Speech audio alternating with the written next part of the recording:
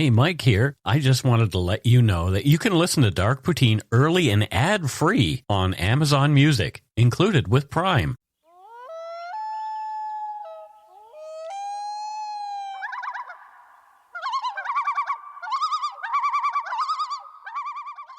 All right, welcome back to Dark Poutine. I am Mike Brown, and this is Matthew Stockton.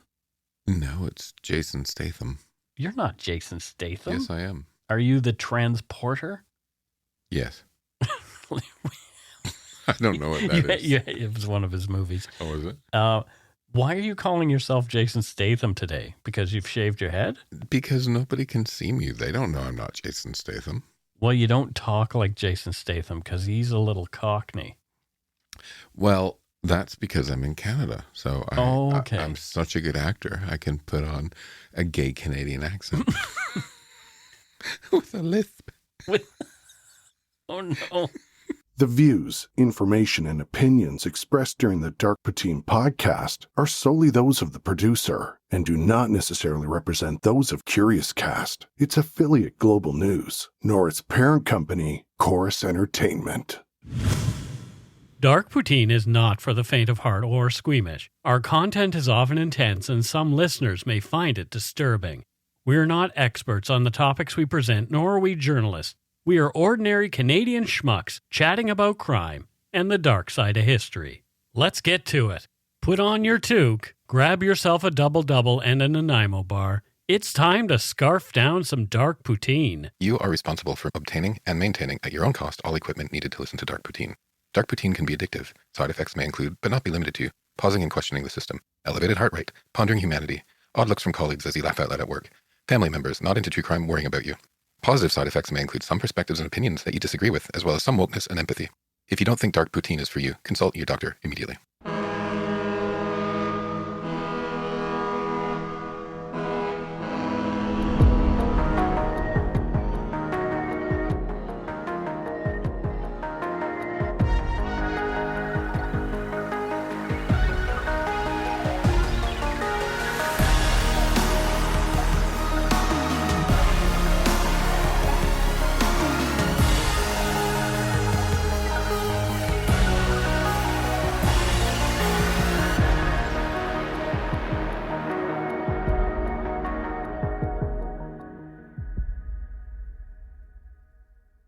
In January of 1922, the first of a series of fires broke out on a farm in the small rural community of Caledonia Mills in Antigonish County, Nova Scotia. The members of the family who lived at the farm were Alexander MacDonald, 70, his wife, 69-year-old Janet, and their 15-year-old adopted daughter, Mary Ellen. They claimed the unexplained blazes, 30 in all, had begun in rapid succession in places not close to either wood stove. The fires and other terrifying occurrences that drove them out of their home, they believed, were caused by a malicious poltergeist bent on their destruction and focused around young Mary Ellen. News of the events brought renowned international investigators of things paranormal to the farm, even catching the attention of Sir Arthur Conan Doyle, author of the Sherlock Holmes detective stories. This is Dark Poutine episode 247, The Caledonia Mills Poltergeist.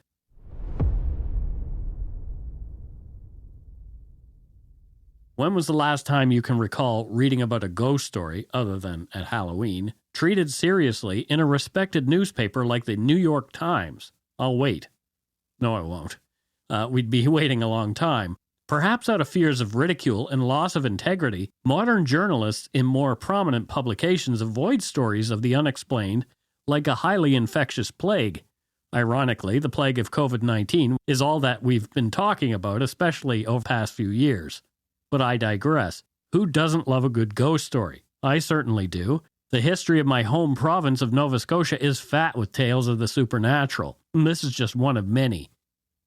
Many elements of the Caledonia Mills story closely match those of the Great Amherst Mystery, another Nova Scotia tale that occurred in 1878. In episode 66 of Dark Poutine, we learned of the story of Esther Cox, an extraordinary 18-year-old at the center of horrific psychic attacks, which some people attributed to poltergeists. Esther's story began with the feeling of something under the bed, then odd noises, and later Esther suffered an unexplained illness. The events continued for months, eventually leading to items flying around the home and mysterious fires being set out of nowhere. If you haven't listened to that episode yet, check it out. Our guest for that show was our first meeting with Morgan Knudsen, with whom I now do the podcast, Supernatural Circumstances. While not as famous as Esther Cox's, this story has endured and is often revisited. To get to Caledonia Mills in Antigonish County, Nova Scotia, you're looking at a 22-minute drive from the closest town, Antigonish. The most direct route is southeast along Highway 4, the Sunrise Trail, which then turns slightly south and becomes Highway 316, the old Antigonish-Guysborough Road. The MacDonald farm is long gone. Only a few farms remain. The area is still so out of the way that the Google Maps car hasn't yet found its way along the route, so looking on Street View to get an idea of the landscape was a bust. When I was a youngster, we would say a region like that was out in the boonies. However, I'm told that if you ask the right person, you might find a guide who will lead you to where all this paranormal activity is alleged to have happened. Although the road is paved today, it was most likely a dirt road in 1922 and more densely wooded, making it feel even more remote. Most likely, the trek into town of Antigonish would be a day-long affair, perhaps even involving an overnight stay as a getaway from the physical demands of life on the farm. The province's capital, Halifax, almost 2.5 hours away by car today, was accessible via passenger train from the Antigonish train station. It must have seemed like a world away to the likes of the MacDonald family. Most likely, for specific provisions, local families would travel to the general store in the village of St. Andrews, a more manageable 12 kilometers away. Although Caledonia Mills was tiny, it had its own post office and a small schoolhouse for the local children. There was a grist mill and a sawmill. The locals survived and made money by farming and logging their properties, working at various lumber camps or in the depths of nearby coal mines. Like many others in rural Nova Scotia, the MacDonald family had no amenities at the time. Water came from a dug well, a telephone was decades away, and there was no electricity. The house was tiny, just 27 feet long and 14 feet wide. The family entertained their infrequent guests in a small front room, also called the parlor. They were warmed by a small wood stove central in the home's dining room, which also served as a third bedroom. Another tiny bedroom was directly off the dining room. Their rudimentary kitchen, with its sizable wood-fueled cooking stove, took up nearly half of the home. That is tiny. Yeah. I mean, that's smaller, even smaller than a Vancouver condo. Oh my gosh. Which is small. Yeah, some of those condos are pretty tiny. They make them so small. Little postage stamp. You got to go outside to change your mind. Yeah. From Monica Graham's book, Fire Spook, quote, "Wallpaper covered the dining room walls in the parlor ceiling, while the parlor walls and dining room ceiling were brown painted wood. Roll-up blinds covered the downstairs windows and upholstered furniture beckoned the weary. Above the kitchen was a loft, while the second floor, over the main part of the house, served as a large bedroom accessed by a stairway from the front parlor. A ladder led up to the kitchen loft, which had no opening into the second floor bedroom." End quote. An outhouse stood behind the house where the family would attend to biological necessities. However, if it was too cold at night, the bedpans found under each small bed in the home were utilized to take care of private matters and then emptied in the morning. The family's barn just north of the main house was home to the family's livestock, a few head of cattle, horses, a few sheep, and a small chicken coop. A few other sheds dotted the property holding the farm equipment, like plows pulled by their working animals, and another carrying the precious firewood that warmed their bones in the winter and cooked their food all year. Janet Cameron married Alexander MacDonald in 1873. Janet and Alex both were born and grew up close to the property they'd eventually inhabit. Janet was one of 11 children. She only ever had one of her own, their daughter Mary, born soon after the couple were married. Like many others of Celtic heritage in the region, the family spoke fluent Gaelic as well as English. Janet MacDonald was a strong and caring woman. After Janet's father, John Cameron, died in 1885, over the next 14 years, her mother, Mary, began to slide steadily downhill, eventually developing advanced dementia. Mrs. Cameron was placed in a care home by Janet's siblings who were unable or unwilling to deal with her. Janet couldn't bear to see her mother in a place like that, so in 1899, she took in the older woman to care for her. Dealing with old Mrs. Cameron was far more demanding than Janet had anticipated.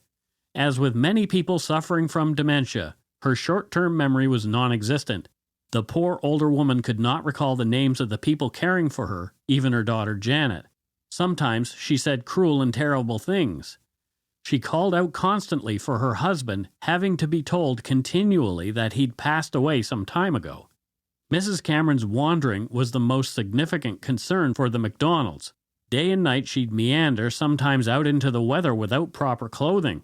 For Mrs. Cameron's safety, Janet and Alex began locking her into the small bedroom off the dining room. But somehow Mrs. Cameron would find her way out to wander and yell in the middle of the night, scaring the wits out of Alex and Janet. According to Monica Graham's book, Fire Spook, quote, Janet solved this problem by nailing the door shut, which confined the poor woman to ransacking the bedroom and wailing at night. Within months, Janet started tying her mother onto the bed, end quote.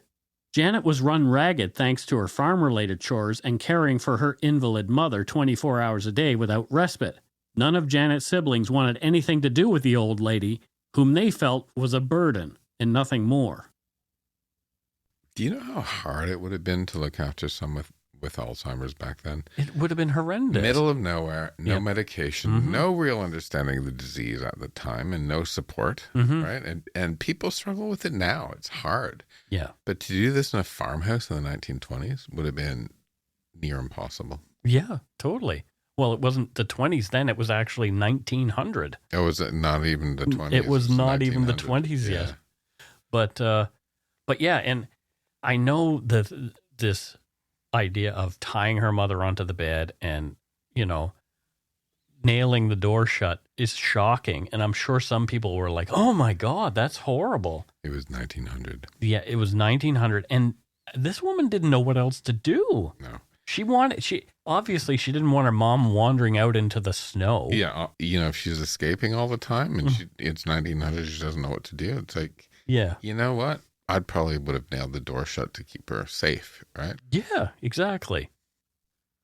Despite her struggles, Janet still enjoyed entertaining the neighbors. She and Alex regularly welcomed them in to eat her renowned cooking and to play cards with them. The first unexplained events occurred in the cozy little farmhouse during one of these card games. On April 27, 1900, poor old Mrs. Cameron was particularly agitated. She was screaming, ranting, and crashing around in her little room. Janet went in to see if she could settle her mother, but was unsuccessful. The more Janet pleaded and cajoled, trying to make her mother more comfortable, the more the older woman flailed and screamed. Finally, after years of trying to be kind, Janet's frayed nerves got the better of her, and she snapped. Witnesses heard Janet MacDonald curse her mother. According to Monica Graham's book, Janet yelled, "I hope the devil in hell comes and takes you before morning," end quote. At that moment, the people present saw a large, mangy black dog with glowing red eyes walk through the dining room and through the door to the room where Janet was struggling to calm Mrs. Cameron. The dog did not belong to the MacDonalds, nor was it familiar to any guests. Janet emerged from the room, and Alex and the others, who'd been playing cards, asked if she'd seen the dog. Janet said she had not. She went back into the room to look for the strange animal, but she couldn't see any canine. Alex checked the room as well, and he could find no dog either. They searched the house for the dog, but couldn't find any sign of it. The guests soon took their leave, heading home for the night. All of them were shaken by the apparition of a black dog. To you and I, the sight of a black dog may not be significant, but to some people in rural Nova Scotia at the turn of the 20th century, it held deep and dark meaning. They believed it could have been a black shuck, a mythological creature long inhabiting the folklore of the peoples of East Anglia. Black dogs were seen as an omen of death, a psychopomp sent from the depths of hell to remove your soul from its earthly vessel and drag it back to the underworld.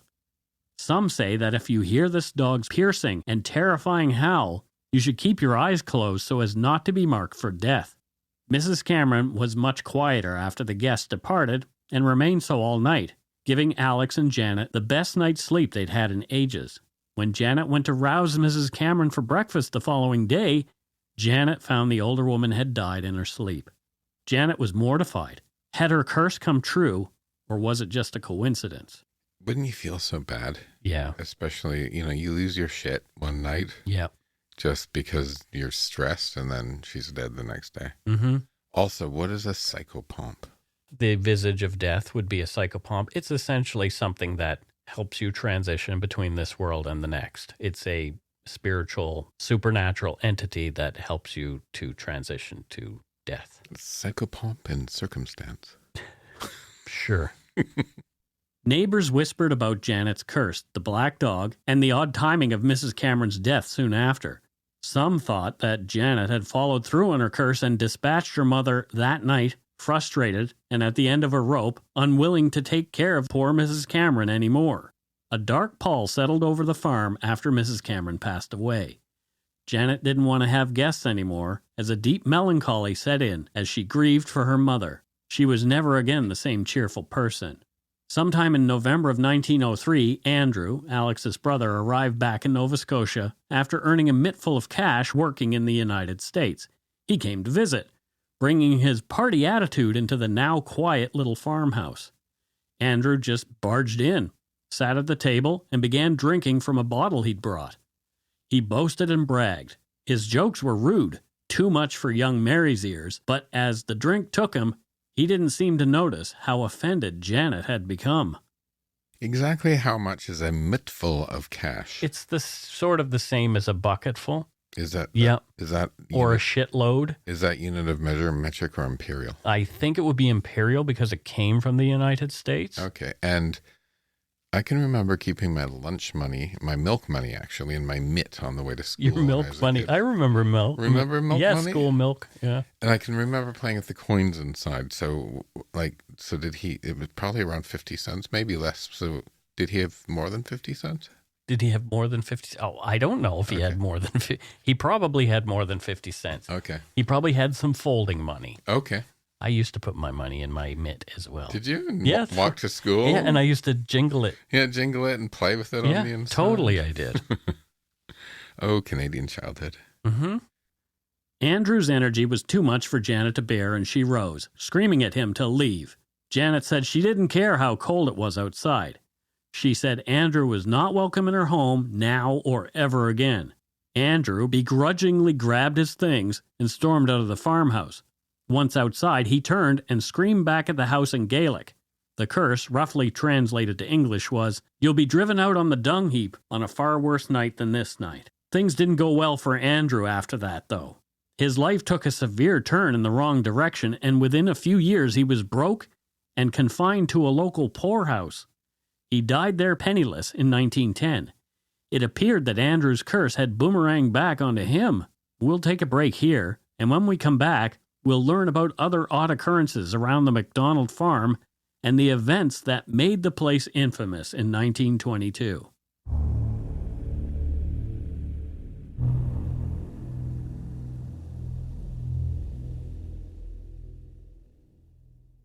And we are back. Matthew, thoughts so far?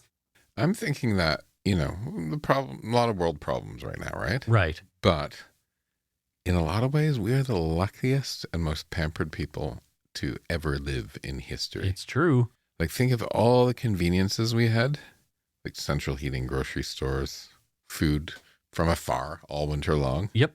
And hearing how people lived like this in Canada in the early days always fascinates me. Can you imagine having to poop in a bedpan in the middle of the night if you really have to go and you don't want to have to get up, put all your clothes on and go out to the... Here's something for you. My mom, until the year before she got married, the old farmhouse, they didn't have indoor plumbing. Yeah. They used an outhouse, and when they needed water, she had the old pump outside. Yep. Yeah, so it wasn't even that long ago. No, this will tell you how old I am. My parents bought a cottage in Blue Rocks at which we had an outhouse. Okay. So I have lived in a place where there is no place to go poo inside. In our cottage, we used to bathe in Lake Huron. Yep. What was it? Dove soap, I think, floated. So we always... Ivory. Yeah. So we always bought the ivory soap. Yep. So you could like bathe in the lake and not lose the soap. Oh, dear. It was in 1910 that 4-year-old Mary Ellen, the girl for whom the Poltergeist would later be named, came to live on the MacDonald's farm. Mary Ellen's father, John Peter MacDonald, a relative of Alex's, had been killed in an accident at the Drummond coal mine near Waterville when Mary Ellen was still an infant. He'd been crushed by a heavy box of coal that had fallen down the mine shaft at the bottom of which John was toiling. John's wife Annie, a good friend of Janet's, was left with 4 children, Mary Ellen being the youngest and no breadwinner to help support them. Annie didn't know what to do. Her second youngest, Walter, was already in foster care, but she couldn't find a placement for Mary Ellen. Always a nurturer, Janet was instantly smitten with the cute blue-eyed little girl and decided she wanted to care for her. Alex and Janet took the little girl with them, promising Annie to raise Mary Ellen as their own, ensuring she was educated and give her a really good home.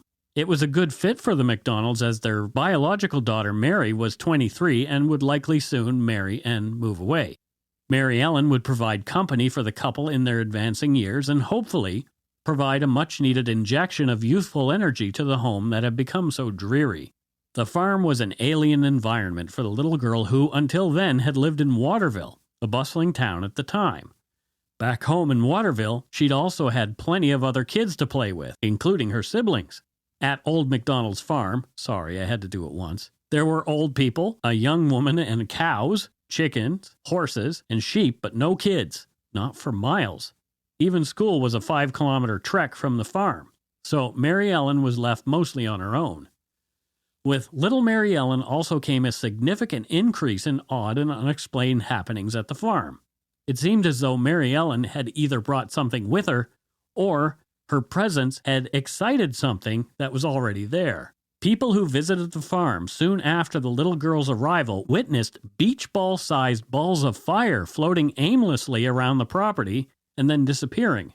Strange noises plagued the family, again witnessed by many. While some noises occurred inside the house, witnesses felt they were suffocating. When the panicked people tried to open the door to flee outside into the fresh air, the door refused to open. But when the strange sound ceased, the door opened easily, and they could breathe again. At all hours there were screeches, creaks, bangs, and what sounded like a guttural growling, and animal-like roars. Farm animals escaped from carefully secured barns and corrals in the middle of the night without explanation.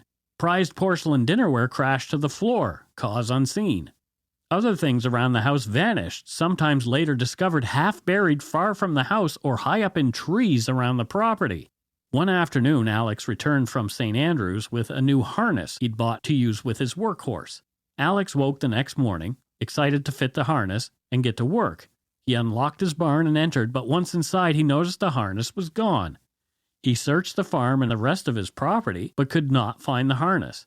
None of the neighbors had seen it either. He was the only one with the key to the barn, and there was no other way in. How in the world had the harness, which was no small item, gone missing from a locked barn? The harness did turn up years later after yet another strange set of events. One day, while Alex was near the woods on his property, he heard a cowbell. Thinking it was one of his animals who'd escaped the fence, he followed the sound. Alex wasn't sure how far he'd walked through the woods following the sound that always seemed to be just out of sight before he tired and sat down on a stump to rest. He looked down at his feet, and sticking out of the dirt and leaves was a metal buckle attached to some leather. Alex pulled on the leather, and out of the ground emerged the harness he thought he'd lost forever. The sound of the cowbell stopped. For decades after the strange activities, locals still uncovered things they believed belonged to the MacDonald family. They found weird things buried in the ground, in wells, or up in trees. Whatever the energy was that was causing the commotion, it was not always playful or harmless. At one point, a lamb that had been Mary Ellen's pet turned up at the family's door. Its throat had been viciously slashed, and the poor little creature eventually bled out, leaving little Mary Ellen distraught. Even before the fires, the locals thought there was some sinister presence around the MacDonald place. Some thought it might be a Bachan, which is a Scottish domestic hobgoblin that is mischievous and belligerent, but also very helpful when the need arises, although this one didn't seem very helpful. It's so funny. A lot of cultures have these little creatures around the house, like a Bachan. In Russia, it's called the domovoi. Okay. And, you know, if your watch goes missing... The right? domovoi you can't find it. Domovoi took it. Oh, interesting. Yeah. That's fascinating. It's interesting how they It was more it was the older cultures that sort of had those. Like, we don't have those kind of little things that we say today. Not that I'm aware of. I didn't grow up in a house where we had superstitions or things that we blamed on. I think it was a time as well, right? Yeah. And I mean, part of it is fun. It's not that these people were dumb or crazy. They were just like, oh, my watch has gone missing. It must have been the domovoy or the buchan or whatever. Yeah. I mean, I created an ad campaign for a tea in Russia called Beseda.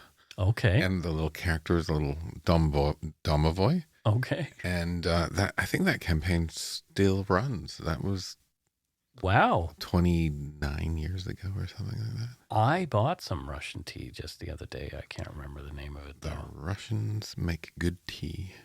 Or have you ever had a samovar? No. They're really cool. What is it? That big metal urn thing to use for tea. Oh, okay, cool. Yeah. No, I've never even seen one.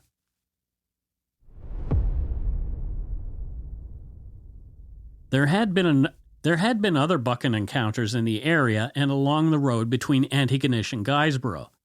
Author Mary L. Fraser told of one such meeting in her 1930 book, Folklore of Nova Scotia, that of the Beach Hill Bogdan. Beach Hill is just outside of the town of Antigonish. It is said that during pioneer days, it was the scene of many strange and preternatural manifestations and bizarre occurrences, one of which was the disappearance of a peddler who was never found.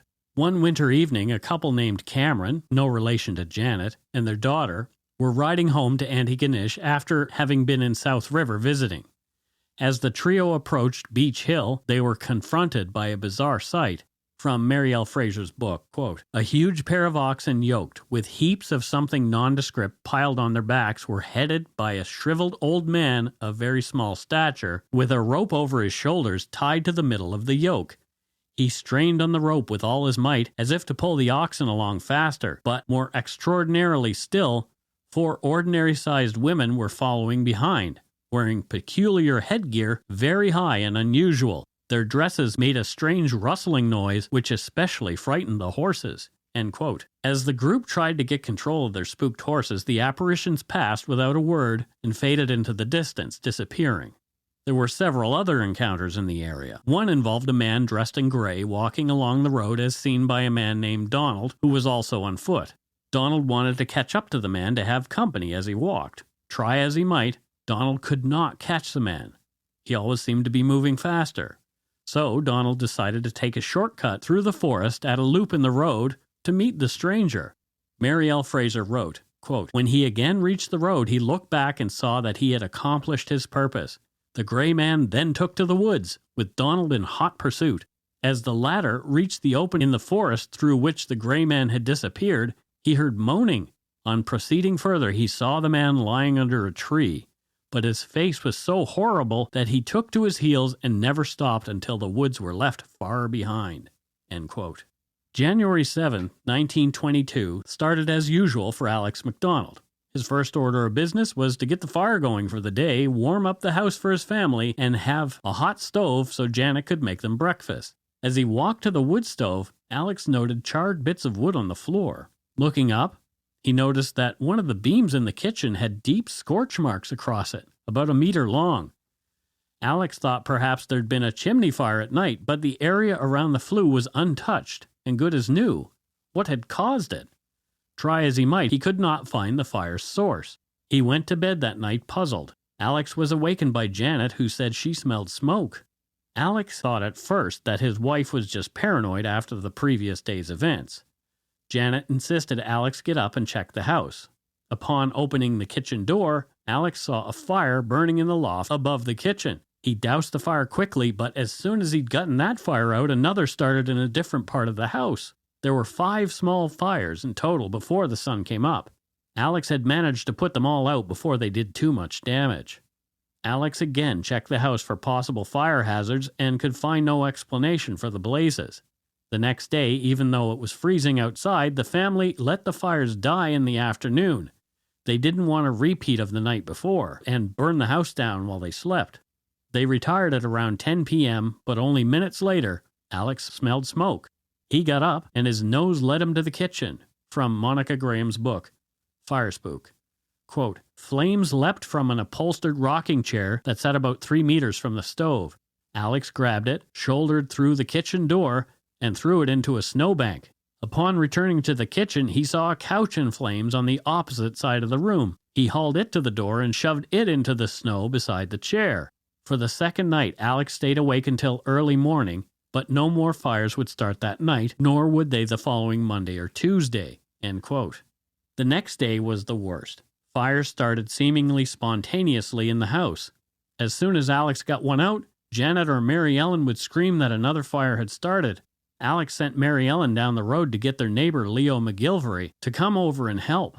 Over the next 24 hours, they successfully fought 38 fires that had started in various parts of the MacDonald's farmhouse. They said the flames had singed their hair, but had been oddly cool, quiet, and at times bright blue in color. McGilvery, who had worked around electricity, said that the fires glowed like a high-tension wire, but a lot brighter.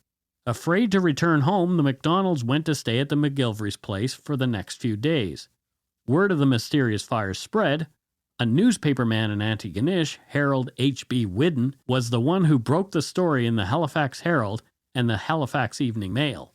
Whidden and a police detective named Peachy Carroll spent 2 nights in the house. During this, they both experienced several odd events. Whidden wrote, quote, I visited the homestead in the capacity of a newspaper correspondent.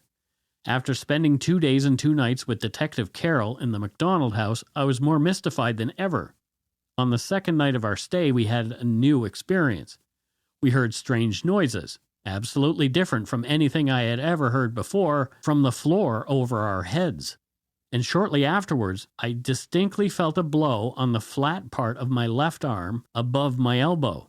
At the time, I was satisfied that it was not my imagination because I had absolute control of myself. This blow was felt distinctly through 2 shirts, an inside coat, a heavy sweater, a fur-lined overcoat, and a new horse rug, which was covering me. Instantly, I knew that something entirely new and hitherto foreign to me had caused it. Fortunately, my mind functioned quickly, in fact, instantly, and I sat up. Turning to Carroll, I asked him if he had hit me. I did this simply to satisfy myself that he had not, because my impression from the very first was that no human hand had caused the blow. He was genuinely surprised. Carroll was in exactly the same position that I had seen him a moment before when I felt the blow. In fact, he was in such a position that he could not have touched me or even moved without my knowledge. I turned to Alexander MacDonald, who was on the floor on the other side of me. He was in the same position I had seen him just before and was nearly asleep. He could not have moved or touched me without my knowledge. That is, as in the case of Carroll, without my knowing it. End quote. To coin a phrase, the story caught on like wildfire, and soon both the Evening Mail and the Herald were running a contest asking readers for their theories, printing them, offering a small monetary prize to whoever came up with the best explanation. The advertisement read, What caused mysterious fires in Antigonish farmer's home? Intense interest has been created in the fires which a few days ago broke out in the home of Alexander MacDonald, a highly respected farmer who resides at Caledonia Mills 25 miles from Antigonish. Eyewitnesses have stated that 38 fires broke out in the house in one night, with no apparent reason. Many theories have been advanced as to the origin of the fires, though the home of the MacDonalds has been visited by many Antigonish County residents. No one has yet explained the cause of the fires. The Halifax Herald and the Evening Mail will pay $30 to readers who send in the best answers to what caused the fires. And the prize money will be divided as follows. First prize, $15. Second prize, $10. Third prize, $5. Another story on the fires appears today on this page. Send in your answers to Mysterious Fires Editor, The Herald and the Mail. End quote. Some readers claim the fires were the work of demons, summoned using witchcraft by someone attached to the property or holding a grudge against the MacDonalds. Some attempted to give weak scientific arguments, but others were far more creative. On January 26, 1922, a rather philosophically minded anonymous reader from Halifax wrote, quote, The fires are the result of spiritual manifestations for the guidance of those who are becoming too material. I do not mean the people who have had to leave their home in Caledonia Mills, but the general run of people who are becoming much too worldly. It would not surprise me if there are familiar manifestations in other parts of the country. We must smile more, and frown less, and try to be a little more like Christians. That is what is expected of us." End quote. Barf. Yeah. Barf number one. But, like, how creative is that? Like, let's have a first prize of $15 for the... And they ran this contest for quite some time. And this newspaper made a lot of cash, from people writing in and wanting to see their names in the paper. That's incredible. Yeah. Eventually, famous psychic investigator Dr. Franklin Walter Prince became involved in the investigation. Prince had left the clergy since joining the American Society for Psychical Research, ASPR, in 1908. He was involved in numerous high-profile investigations and would eventually become the president of the SPR from 1930 to 31. Prince remained highly skeptical of some forms of psi and other psychical phenomena, but felt telepathy, clairvoyance, and precognition were very real. In 1927, Prince contributed to the book The Case For and Against Psychical Belief, which contains essays by both believers and skeptics of psychical phenomena. Prince was a close friend of the parapsychologist Joseph Banks, or J.B. Rhine. Prince published and wrote the introduction for Rhine's famous book, Extrasensory Perception, in 1934. Dr. Prince, ever the debunker, wanted to get to the bottom of things. He brought Alex, Janet, and Mary Ellen back to the farmhouse in an effort to trigger events like those that had previously occurred. Harold Whidden, the newspaper man, was also present, and at one point, Whidden performed automatic writing at the MacDonald's kitchen table. He said, channeling communications from the spirits in the farmhouse. In the session, the unseen entity used Whidden's hand to admit to the strange occurrences that had plagued the MacDonalds for so long. Whidden wrote that he believed that these communications were from the spirit realm. One sentence in the writing was, quote, "People must realize that those who have passed beyond are ever present. God is merciful, God is good, He is just." Another read, "Spirits do visit the earth after death." End quote. A later New York Times article highlighted Dr. Prince's findings. It reads in part, quote, "His conclusion is that there was no ghost, but that the mysterious starting of fires in the house was due to human agency. He thinks that they were the work of Mary Ellen, the young adopted daughter of the MacDonalds, but says she is not mentally culpable, being, quote, exceedingly young for her years in development of mind.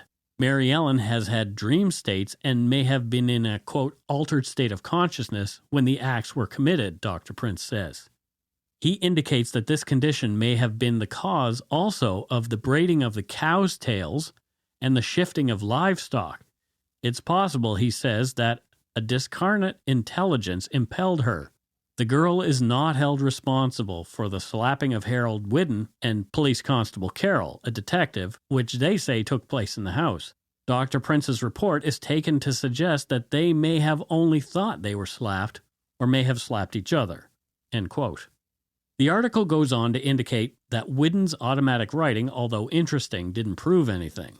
In regards to the slapping incident, Prince said it was, quote, probably of supernatural character, which does not necessarily imply that the supernatural cause was spiritualistic.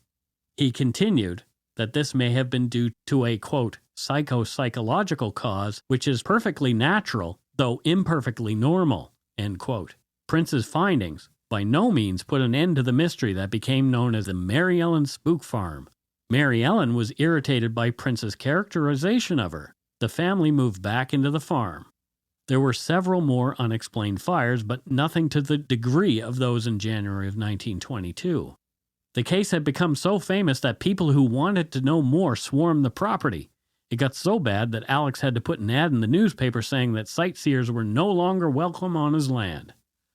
Mary Ellen was haunted by the story for years after, often in the way of public ridicule and bullying. In October 1922, she landed in what was then called the Nova Scotia Insane Asylum after being arrested while trying to burn down a barn. A physician at the hospital was quoted in a Birmingham, Alabama newspaper. The article read in part, quote, The superintendent of the insane asylum at Dartmouth said today that Mary Ellen was simply, quote, a common or garden variety of the moron family and not a particularly interesting moron at that, end quote. He also intimated that Mary Ellen, quote, had the mind of a 4-year-old, end quote. My, how times have changed, and boy, am I glad. Yeah. What the? Can you imagine? I can imagine, actually. At the same time, Mm-hmm. interesting that she was locked up for starting a fire. Mm-hmm. And that makes me think, maybe she's a bit of an arsonist. Like, it's not by chance that it was fire. Right. And then she's caught starting a fire. Or maybe she had personality problems, and maybe the fires weren't set by her initially, and she had personality problems that led her to want more attention. Could have been any number of things. We don't know. But that is lost to history. It is, isn't it? Mary Ellen struggled for a time after her release, being arrested and locked up a few more times. She eventually changed her name a couple of times, moved to Ontario, married, and had 4 children with a man who worked at a Coca-Cola bottling plant. Her name was Helen Maguire when she died in Sudbury, Ontario, in June of 1987. Before her death at 64, she was a well-liked landlady who ran a local boarding house. From thelineup.com, quote, over the years, several other explanations have been put forth as new detectives attempt to solve the mystery. Edward J. O'Brien, a lecturer who stopped off at the nearby St. Francis Xavier University, posited that the fires might have been caused by radio waves passing through Caledonia Mills between the radio towers at Wellfleet, Massachusetts, and Glace Bay, Nova Scotia, though to modern science that theory sounds perhaps even more preposterous than fire spooks, end quote. Who knows what really went on in Caledonia Mills, but it's a fun story to ponder. Albeit fraught with pain for poor Mary Ellen. God rest her soul. Indeed. Indeed. What an interesting story. Wow. So what do you think? Was Mary Ellen the one starting the fire? Perhaps she was, or there's some scientific reason that they couldn't figure out at the time. Yeah. I'm not a big ghosty. Well, even Dr. Prince, who was the sort of head ghost researcher at the time, said, no ghost. Pod a ghost. But he did indicate there was something going on. The doctor formerly known as Prince. Oh, dear. And that is it for Dark Poutine episode 247, The Caledonia Mills Poltergeist. That's right. It's time for voicemails. You can leave us a message at 1-877-327-5786 or 1-877-DARK-PTN. We'd love to hear from you. Let's see who called us this week. Alrighty. We have one voicemail this week, and looks like it's a 902 number, meaning Nova Scotia or PEI. Lots of my stomping grounds. Anyway, let's have a listen. Hey guys, it's Tom Cheeseman. I've been a long-time listener. Just finishing right now the episode about the guys in Alberta that killed the RCMP officers. And this one's kind of difficult for me to listen to. I don't think I'm a relation to Dennis, but hearing the last name Cheeseman said over and over and over again, it's kind of getting to me. Hope you guys have a great day. Tomorrow is Remembrance Day. Big day for me as I serve in the military at the moment. Hope you guys have a good weekend and go take a shit in your hats. Thanks. Bye. Now, Thomas emailed me to tell me that he had sent this voicemail. And he said, oh man, I'm disappointed that I told you what I do because I wanted Matthew to make up a job for me. But, thank you for your service, number one, Thomas. We're not going to remove that. I think that should be in there. However, you didn't say exactly what it is that you do in the military. Oh, you're going to put me on the spot, aren't you? So, Matthew, just let's ponder what it is that Mr. Cheeseman, not related to the bad Mr. Cheeseman who we've talked about, not related to the other Mr. Cheeseman who we talked about in a previous episode. Yeah. What on earth do you think this guy does in the military for a living?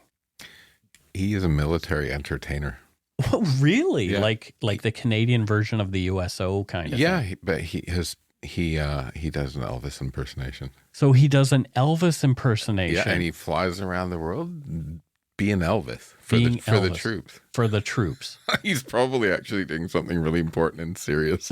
I would assume he probably And is. thank you for your service. Yes, we really appreciate it. Even if it is an Elvis impersonator, because the troops need to have some fun as well. Well, exactly. Like, people sometimes poo-poo the guys who are behind the lines or maybe driving the supply trucks and all that kind of stuff. Well, they're not fighting. Yes, they are. They absolutely are doing something in service of the country. Yeah, 100%. Yep. So no matter what it is you do, we thank you. Yeah, exactly. If you're the guy who drives the mail truck, Well, I heard a blinker going when he was talking. Mm-hmm. So I think he was going to the dry cleaner to get his Elvis suit cleaned. So which version of Elvis is he? Is he 1968 like Elvis comeback special, all sexy and dressed in leather? He has a nice voice. I think he was a young Elvis when he was good looking. So he's young Elvis. Yeah. So he's like Blue Hawaii Elvis. Yeah. Or Love Me Tender Elvis. The early Elvis. Yeah, sure. He's not Elvis at the end where he's bloated and drug-addled. No. Have you seen the recent Baz Luhrmann Elvis movie? I have not. Well, guess who did? Me. And you don't look impressed. No, I mean, I don't know why I do it, but I watch Baz Luhrmann's movies. I don't know why I put myself in that position where... Do you not like Baz Luhrmann? I really don't. Didn't he do... he did Romeo and Juliet. Romeo and Juliet was Which good. was great. That was actually... So I shouldn't poo-poo all his films, but... And Strictly Ballroom, was that him? I can't remember. I know that Did you see Strictly Ballroom? No, I didn't see that one. You have got to see Strictly Ballroom. Why would I like Strictly Ballroom? Because it is fantastic. Is it about big underwear? No, it's Strictly Ballroom? It's about... Yeah, Baz Luhrmann did it. Okay. Yeah, no, it's I'm killing myself over my ballroom. It's about love and ballroom dancing and young lovers trying to be together. Oh, that sounds nice. Yeah, it's fantastic. It is so funny. Yeah. It's so good. You have to see it. Okay, I'll give it a shot. Watch it this weekend and we'll talk about it. Maybe I'm poo-pooing Baz Luhrmann too much, but yeah. What was that other one that he did? Oh gosh. He did Chicago, which I just wanted to die after I saw. Baz, I've never seen a photo of Baz Luhrmann. Mm-hmm. Is he like super gay? I don't know. Okay. I haven't ever had a conversation where I got the chance to ask him. Okay. So I don't know. Moulin Rouge, did you like that? Oh. Great Gatsby? No, that was the one actually that sort of put me over the edge with the Baz Luhrmann 8 was Great Gatsby, because that story is one that I had to study in high school when I was a kid. I'm sure you probably did too. I want to do an event for one of my brands, and I want to do 80s roller disco and get everything kind of Baz Luhrmanned up. Oh, well, I was thinking of Boogie Nights, which is a much better. Yeah, but I want sort of glitter. Yeah. Well, there's yeah. Well, there you go. So do that. Anyway, that's it for voicemails. Yeah, we only had one. But it was a good one. It was. Thank you again for your service. We really appreciate it, Mr. Cheeseman. Cheeseman. We're going to say it again. Cheeseman, but this time positively. Cheeseman. Cheeseman. Yeah.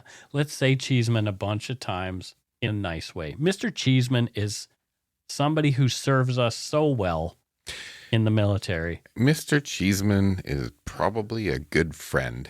Mr. Cheeseman had a really nice voice when he called us with his voicemail. Mr. Cheeseman does an awesome Elvis impersonation. Yes, Mr. Cheeseman does. Thank you, Mr. Cheeseman. That's it for this week's voicemails. Again, you can leave us one at 1-877-327-5786 or 1-877-DARK-PTN. We'd love to hear from you, even if it is just to say hi and to tell us to go shit in our hats. If you're stumped for what to chat with us about, a quick story is welcome. We don't have any patrons this week or donut money donors, but that's okay. We covered them on the last episode, and, you know, again, pulling the curtain back a little ways, we are recording a little bit earlier. We're trying to get ahead. Because Mike's going away. Because Well, you'll have gone away by the time they hear this. I will have gone away by the time they hear this. But also, we're recording a little earlier because you can listen ad-free and early on Amazon Music. So, yeah, there you go. My computer just died. Your computer died. Oh, I should have brought you the oh, it's okay. The charger. But anyway.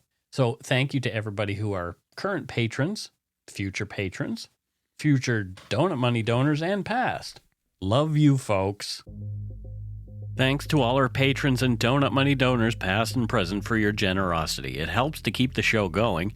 You can become a patron of Dark Poutine at patreon.com/darkpoutine. For a one-time donation, you can send us donut money via PayPal using our email address, darkpoutinepodcast@gmail.com. If you don't already subscribe to the show, it would mean a lot if you did. You can easily find Dark Poutine on Apple Podcasts, Spotify, or wherever you listen to your favorite shows. If you haven't gotten yours yet, my book, Murder, Madness, and Mayhem, is available to order via a link on the Dark Poutine website. And speaking of darkpoutine.com, please check it out for show notes and other cool stuff. We'd appreciate it if you took the time to give Dark Poutine a like or a follow on Facebook and Instagram. Most importantly, thank you for listening, and tell your friends about us. Word of mouth is a powerful thing. All right, it's the end of the show, and you know what we say every time. It's don't forget to be a good egg and not a bad apple. Bye, everybody. Ciao, Bella. Chowder. All righty. Bye-bye.